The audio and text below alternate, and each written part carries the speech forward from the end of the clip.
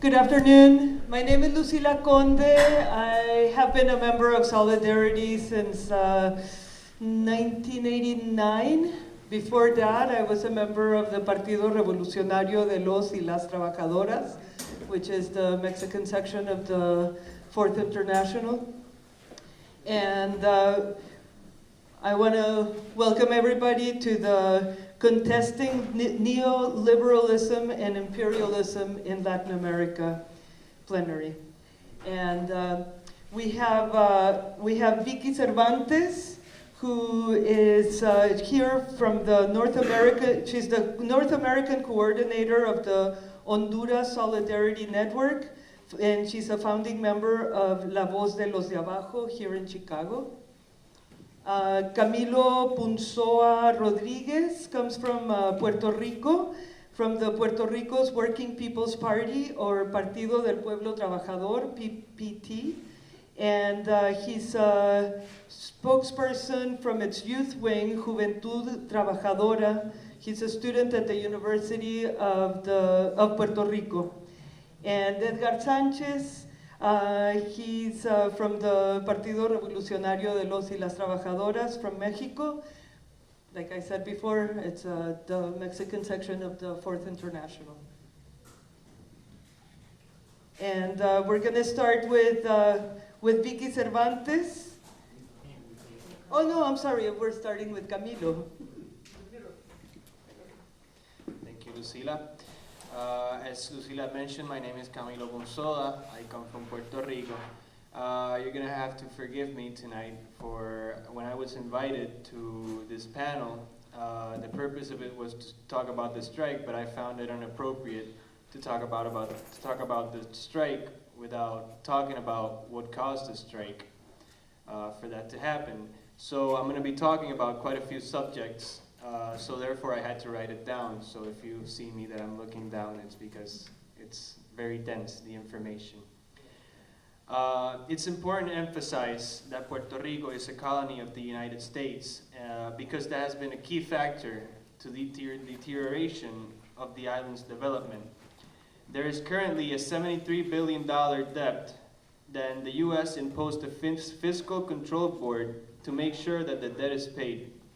As a way to pay for this debt, the Fiscal Control Board is applying severe austerity measures. The government, the ruling party right now in Puerto Rico, endorses these austerity measures and prioritizes the payment of that debt no matter how.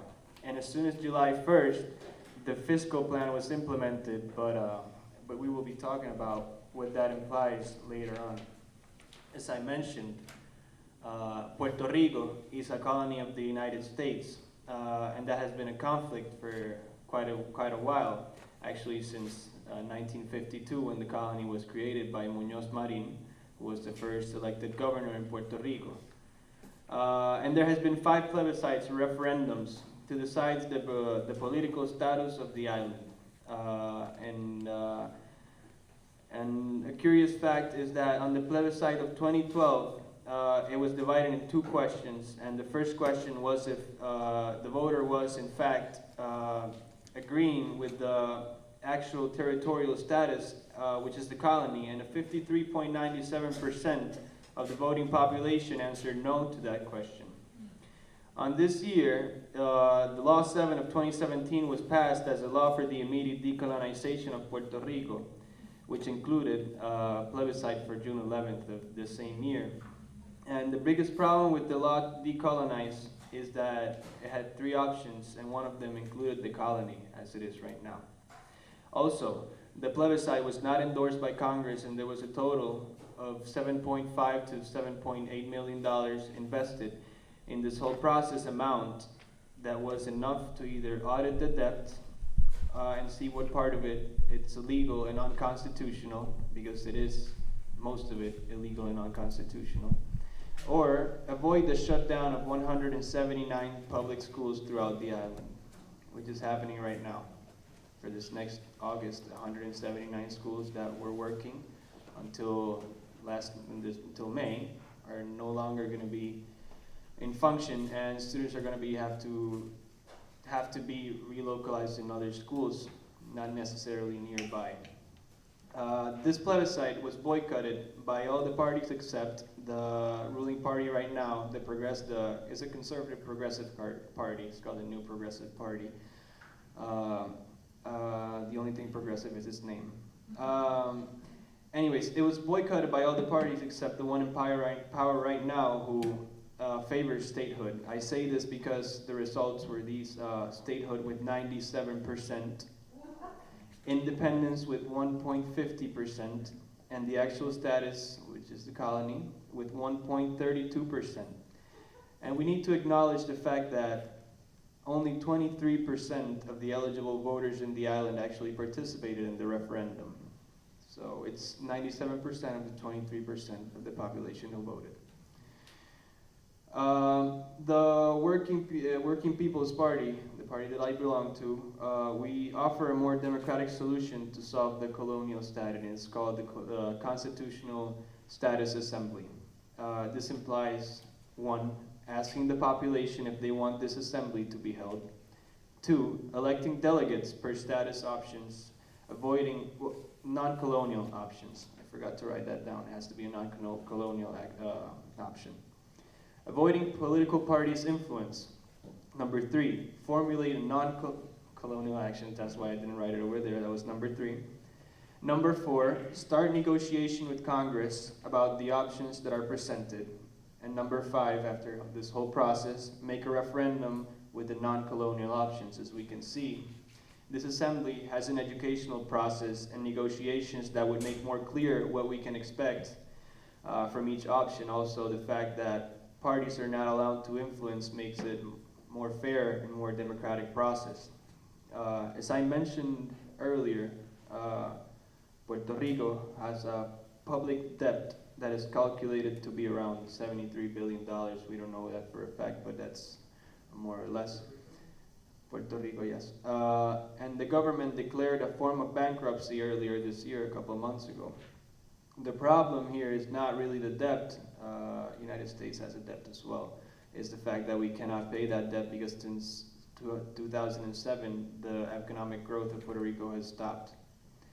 There are solid reasons to believe that a big amount of that debt is illegal and unconstitutional. For example, debt has always existed, but since a few years ago, that debt has been increasing significantly. You may ask yourself why. Well, when the government emits a bond issue, it's supposed to be used for infrastructure purposes, but instead in Puerto Rico, it was being used for operational purposes, just as salaries, contracts, etc. Now, operational purposes are recurrent, but the debt or the loan is not, which means that next year, when you have to renew those salaries, those contracts, you're going to have to get another loan. Now, that presents another problem, and it is that there is something called service to debt, which means that you have to regularly pay a certain amount, which includes the debt plus interest. For example, when you buy a car and you buy it for $30,000, you end up paying it an X amount of years, you end up paying $35,000, to put a number. When we then find ourselves needing another loan to cover for the operational purposes plus the service to the debt. This resulted in the rapid increase of that debt, which eventually became unsustainable. People of Puerto Rico has been asking for that debt to be audited, but the actual government the current government refuses to do so.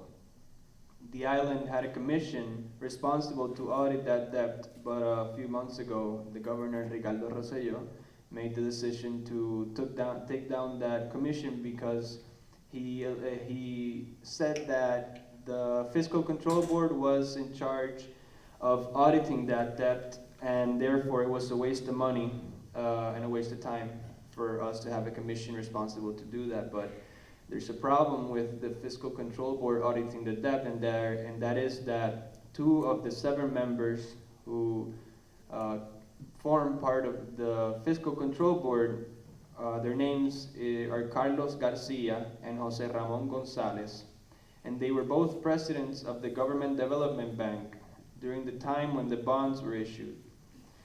The Government Development Bank is the entity that serves as bank, fiscal agent, and financial agent for Puerto Rico and its agencies, and who emitted the loans to the government knowing that it would cause the debt, the inflation of the debt, and that presents a conflict of interest.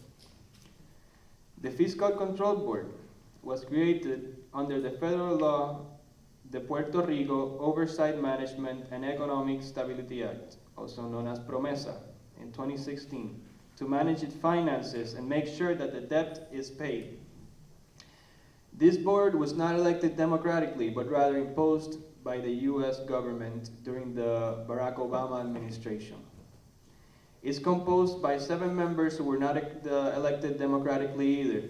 As I have mentioned before, they have been implementing austerity measures to have money to pay the debt while their executive director earns a salary of $625,000 a year. Some of these measures include shutting down 179 schools throughout the island, severe reduction in healthcare budget, imposing new taxes for online shopping, increase in highway tolls, increase in driving fees, approval of the fiscal plan as amended, and a cut to the University of Puerto Rico's budget of $500 million, among other things. Although the members of the Fiscal Control Board don't have a salary themselves, they're allowed to receive compensations or gifts, which opens a huge window from parties, enterprises, or individuals, which opens a huge window for corruption. People are starting to mobilize against the board now that their intentions are more clear, which are to make sure that the debt is paid at whatever cost, even if that means destroying Puerto Rico as we used to know it, its economic system, its education system, and its health system. The fiscal plan, as approved and as amended by the Fiscal Control Board, was implemented this past July 1st. This is very recent. Briefly going over what that implies. Adjusting taxes and fees, which is including increased excise taxes on tobacco-related products, implement a new property tax regime, and revise fees on licenses, traffic fines, insurance fees, and service charges. Freeze payroll increases for fiscal years 2018 and 2020. Improve employee mobilization across government. Uniform fringe benefits. And eliminate vacation and sick day liquidations. Externalize services to private entities. Centralize services to eliminate duplicity. Gradual reduction of subsidies to the University of Puerto Rico, municipalities, and private sector. Establish uniform fee schedules, and limit reimbursement rates for providers, and replace current profit-sharing arrangements with managed care organization with a medical loss ratio. Develop a new healthcare model in which the government pays for basic and less costly benefits while the patient pays for premium services selected. Protect benefit for lowest pension incoming earners and implement a progressive strategy to reduce retirement benefits costs, including other post-employment benefits. Create new employment opportunities and foster private sector employment growth to increase labor demand. And change welfare and labor incentives to encourage greater sector participation, reduce unnecessary regulatory burdens on the private sector, and energy reform, which among other things includes to facilitate expedited private sector investment in modern, cost-efficient, and environmentally sound energy projects, and allow for greater competition in energy generation. Although this is a brief summary of the fiscal plan and does not contain the whole plan, the Fiscal Control Board did introduce some amendments to it, and I have them written down here. Amendment number 1, layoff program that commenced July 1st, 2017. Unless government submitted a proposed budget by April 30th, which didn't happen.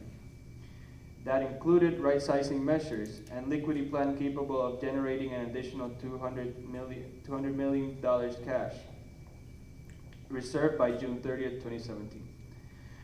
The layoffs are to commence on September 1st, 2017 if the Fiscal Control Board determines that the government submitted an implementation plan with right-sizing personnel measures capable of generating sufficient savings. There will be no layoffs.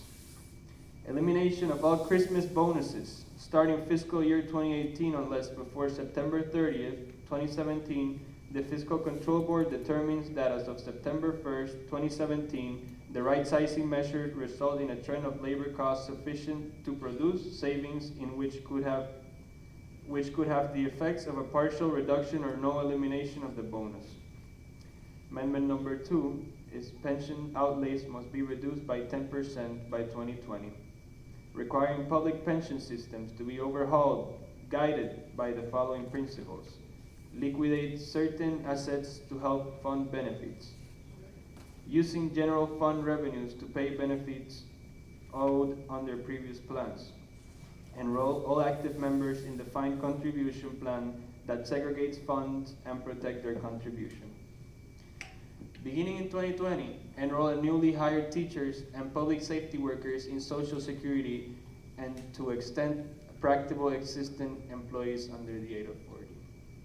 Now that we have an idea of what the situation in Puerto Rico looks like, I want to talk about the one movement that has really confronted the Fiscal Control Board, the government, the austerity measures, and that has transcended its own space and fought for the whole country. And I'm speaking of the University of Puerto Rico and the most recent student strike, which lasted 72 days.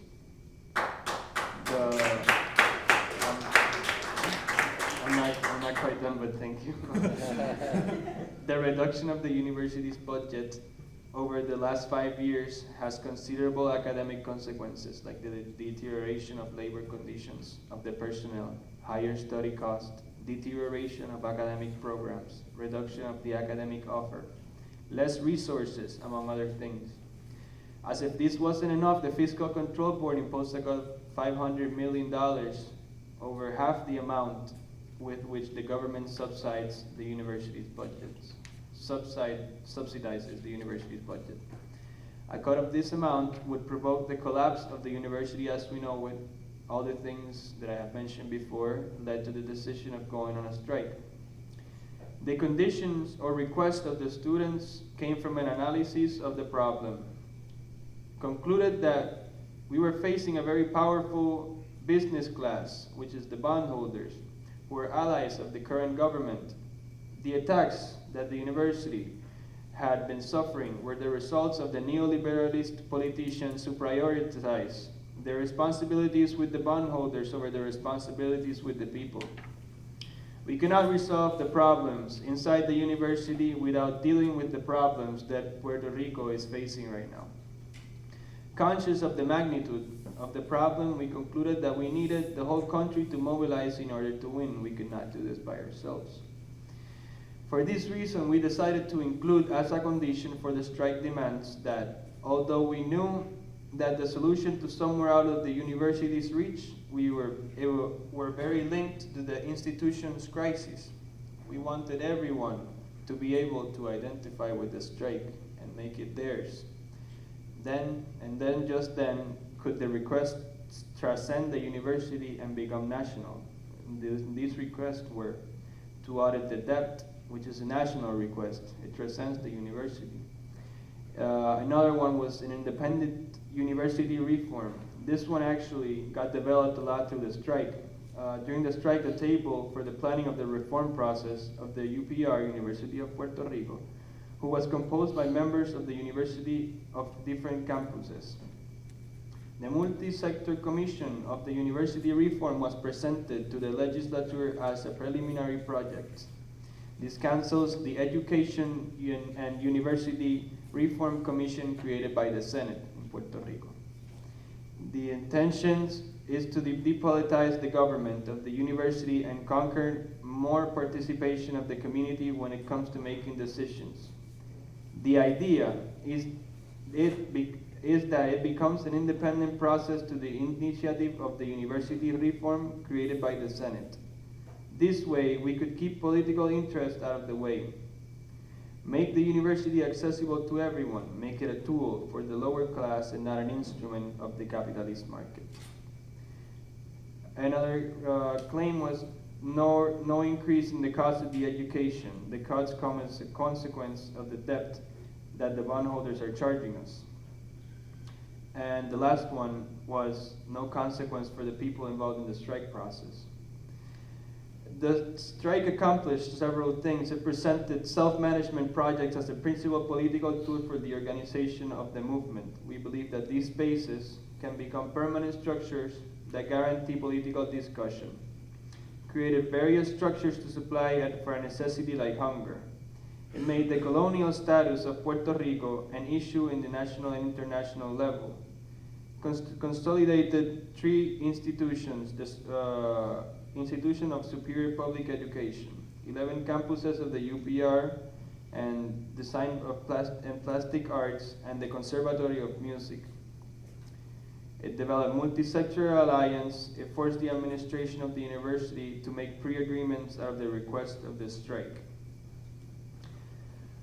And finally, and the most important one, and I'm running out of time, that's why I'm going to read this last one, is to put in doubt the myth that the Fiscal Control Board, we were the first one, the first group of people, of civil people, to sit down and negotiate with the Fiscal Control Board. It put in doubt the myth that the Fiscal Control Board came to fix the country. We were the first civil sector that got to sit down with the Fiscal Control Board to negotiate. And that is an example to the rest of the sectors that says that if we get organized and mobilized, we can make things happen.